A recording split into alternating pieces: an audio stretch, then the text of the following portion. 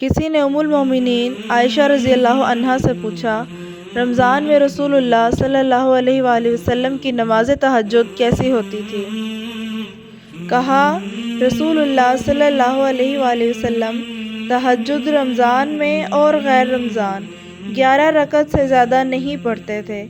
آپ 2 کر کے 4 رکعتیں اس حسن خوبی سے ادا فرماتے کہ ان کے حسن اور طوالت کو نہ پوچھو۔